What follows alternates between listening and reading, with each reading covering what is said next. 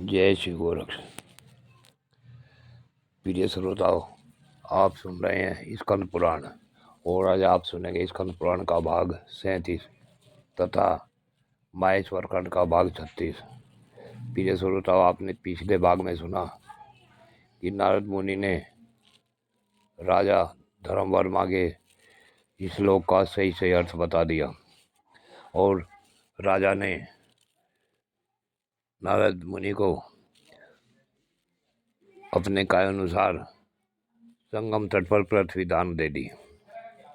अब इससे ही आगे की कथा आप इस अगले भाग में सुने, भाग 37 में।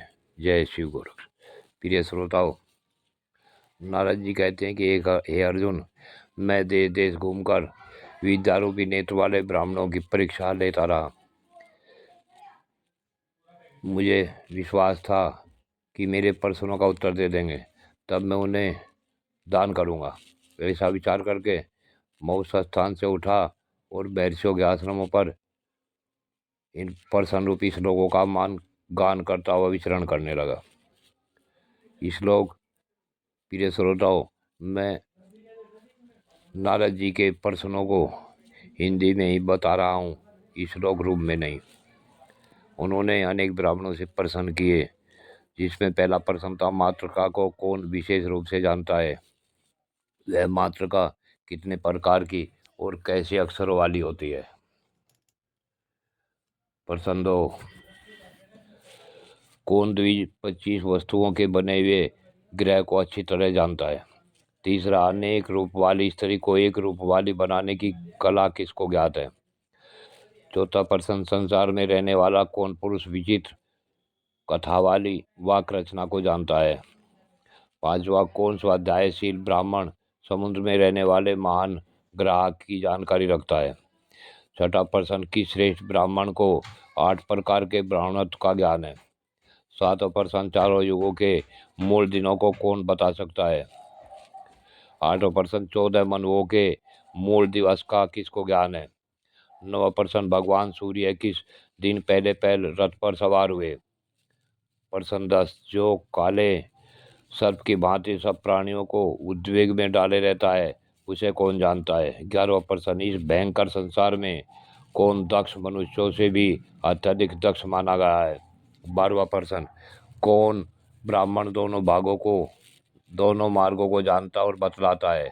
जो श्रेष्ठ ब्राह्मण मेरे इन 12 प्रश्नों को जानते हैं, वे मेरे लिए परम पूज्य है और मैं उनका चिरकाल तक सेवक बना रहूंगा। अर्जुन से इस प्रकार की बातें करते हुए महर्षि नारद मुनि बोले, मुझे जो जो ब्राह्मण मिले उन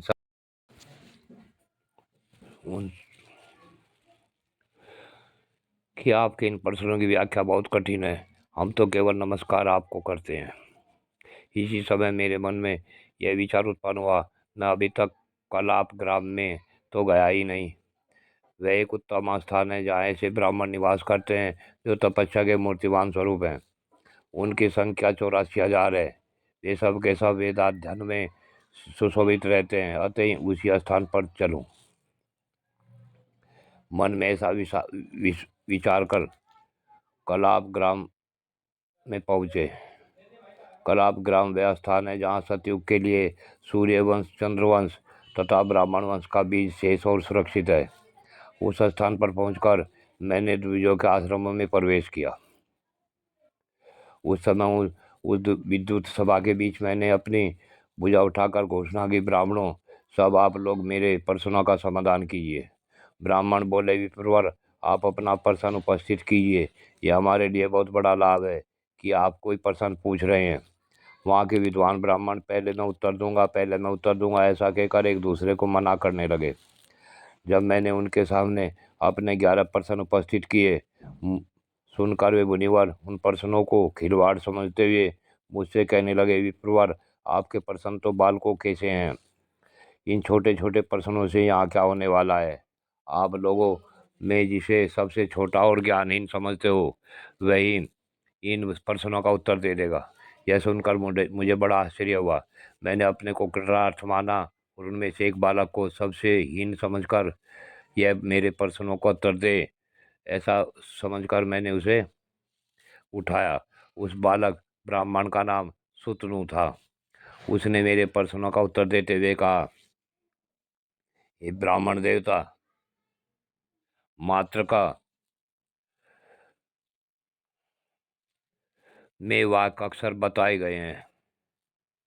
मातृका में 52 अक्षर बताए गए हैं। उनमें सबसे प्रथम अक्षर ओंकार है। उसके सिवा 14 स्वर, 33 व्यंजन, अनुस्वार, विसर्ग, जिह्वा मूल्य तथा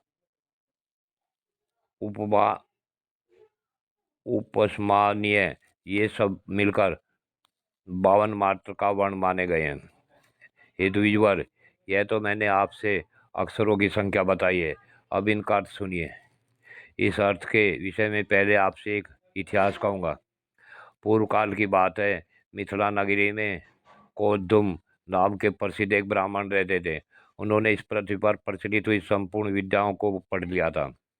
वे 31,000 वर्षों तक आदरपूर्वक अध्ययन में लगे रहे। उनका एक क्षण भी कभी व्यर्थ नष्ट नहीं हुआ। अध्ययन पूरा करके जब वे गृहस्थ हुए, तब कुछ काल के बाद उनके एक पुत्र हुआ। उनके सारे बर्ताव जड़ की भांति होते थे। उसने केवल मातृका पढ़ी। मातृका पढ़ने के बाद वह किसी प्रकार दूसरी कोई बात नहीं याद करता था। इससे उसके पिता बहुत खिन्न हुए और उस जड़ बालक से कहने लगे, बेटा पढ़ो पढ़ो, मैं तुम्हें मिठाई दूंगा, नहीं पढ़ोगे तो वह मिठाई दूसरे को दे दूंगा और तुम्हारे दोनों कान उखाड़ दूंगा। यह सुनकर पुत्र ने कहा, पिताजी, क्या मिठाई देने के लिए ही पढ़ा जाता है? क्या लोभ की पूर्ति अध्ययन का उद्देश्य है? अध्ययन तो उसका नाम है जो मनुष्यों को परलोक में ला पहुंचाने वाला है। कोदुम ऋषि बोले, वत्स, ऐसी बातें कहने वाले तेरी आयु बढ़े। तेरी यह बुद्धि बहुत अच्छी है, पर तू पढ़ता क्यों नहीं है? पुत्र ने कहा, पिताजी सुनिए, जानने योग जितनी भी बातें हैं वह तो मैंने मातृका में ही जान ली। बताइए, इससे अब कंठ किस लिए सुखाया जाए? पिता बोले, वस्तु तो आज बड़ी विचित्र बात कहता है। मातृका में तूने किस ज्ञातव अर्थ का ज्ञान प्राप्त किया है? बता, मैं तेरी बात फिर सुनना चाहता हूँ। पुत्र ने कहा, पिताजी, आपने 31,000 वर्षों तक नाना प्रकार के तर्कों का अध्ययन करते हुए भी अपने मन में केवल भ्रम का ही साधन किया है। यह धर्म है, यह नहीं, यह धर्म है, ऐसा कहकर शास्त्र में जो धर्म बताया गया है उसमें चित्त भ्रांत सा हो जाता है। आप उपदेश को केवल पढ़ते हैं, उसके वास्तविक अर्थ की जानकारी नहीं रखते। जो ब्राह्मण केवल पाठ मात्र करते हैं, अर्थ नहीं समझते, वे दो पैर वाले पशु हैं। अतः मैं आपसे मोहनाशक वचन सुनाता हूँ। आकार ब्रह्मा कहे गए हैं, भगवान विष्णु उकार बताए गए हैं, मकार को भगवान महेश्वर का प्रतीक माना जाता है। ये 3 गुणमय स्वरूप बताए गए हैं। ओंकार के मस्तक पर जो अनुस्वार रूप अर्धमात्रा है, वह सर्वोत्कृष्ट भगवान सदाशिव का प्रतीक है। यह है ओंकार की महिमा, जिसका वर्णन कोटि कोटि ग्रंथों द्वारा 10,000 वर्षों में भी नहीं किया जा सकता। प्रिय श्रोताओं, आज की कथा यहीं पूर्ण होती है। आगे की कथा अगले भाग में।